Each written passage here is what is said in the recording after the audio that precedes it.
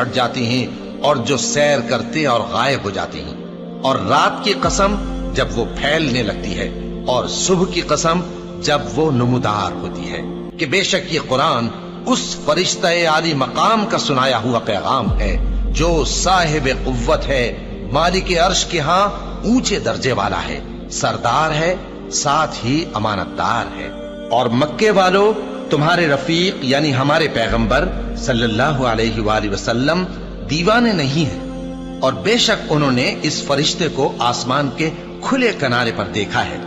اور وہ غیب کی باتوں کے ظاہر کرنے میں بخیل نہیں، اور یہ کسی شیطان مردود کا کلام نہیں ہے۔ پھر تم لوگ کدھر جا رہے ہو؟ یہ قرآن تو تمام جہانوں کے لیے نصیحت ہے،